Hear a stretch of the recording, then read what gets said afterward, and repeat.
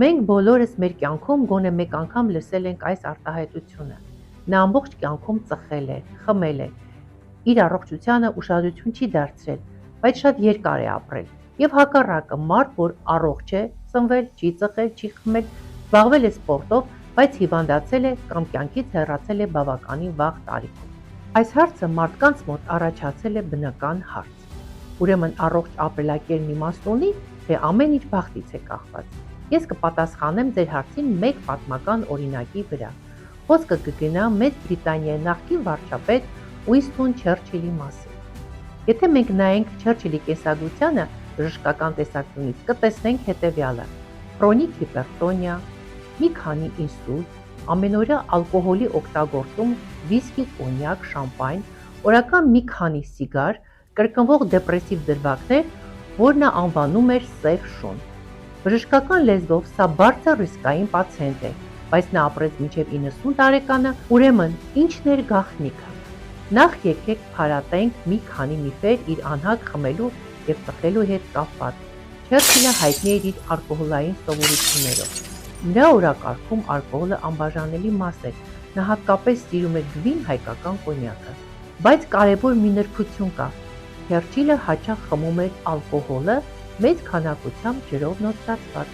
Նոսրացված ալկոհոլը իջեցնում է լյարդի վրա սուր թունավոր ազդեցությունների ռիսկը,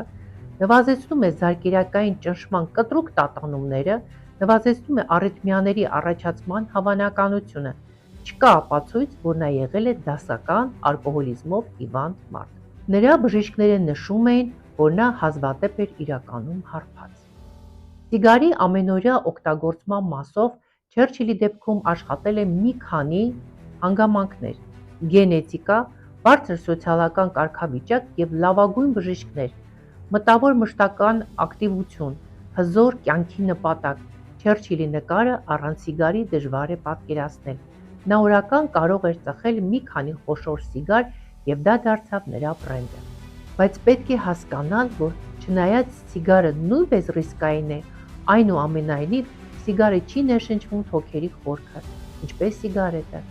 ինչ որոշ չափով նվազեցնում է թոքերի քաղցկեղի առաջացման ռիսկը, ի տարբերություն սիգարետի։ Չերչիլի երկարակյացությունը պայմանավորված է եղել մի շարք գործոններով, որոնք են գենետիկա։ Մենք ծնվում ենք որոշակի գենետիկ պաշարով։ Կան մարդիկ, որոնց օրգանիզմը ավելի դիմացկուն է, լյարդը լավ է քայքայում ալկոհոլը, անոթները ավելի ամուր են, իմունային համակարգը բավականին ուժեղ։ Բարենպաստ գենետիկ հիմքով է նաև պայմանավորված անձի երկարակյացությունը, որը փոխանցվում է ժառանգաբար։ Երկրորդը՝ բարձր սոցիալական կարգավիճակ և լավագույն բժիշկներ։ Նա ուներ հասանելիություն Մեծ Բրիտանիայի լավագույն բժիշկներին, ուներ անձնական բժիշկ Լորդ Մորանը։ Նրա առողջությունը մշտապես հսկվում էր, այդ տարիներին ոչ բոլորն ունեին այդպիսի բժշկական հասանելիություն։ Երրորդը՝ հոգեբանական և մտավոր աշխատանքի գործոն։ Չերչիլը ուներ ուժեղ կենսական մոտիվացիա, պահպանել է մտավոր ակտիվությունը մինչև խոր ծերություն, մշտապես ինտելեկտուալ աշխատանքով է զբաղվել։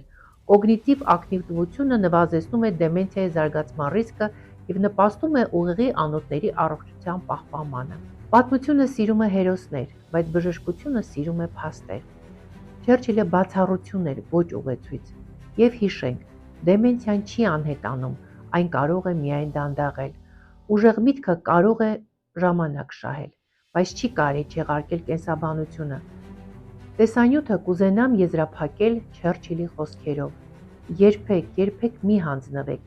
իսկ իմ կողմից կավելացնեմ, պայքարեք ձեր առողջության և նպատակների համար։ Եթե դու ունես նպատակ, ապա դու ուժեղ ես։ Եթե տեսանյութը օգտակար էր, բաժանորդագրվեք Դոկտոր Հասմիկ Թաշյան յութուբյան ալիքին և թողեք ձեր հարցերը մեկնաբանություններում։ Առողջ եղեք, կհանդիպենք հաջորդիվ։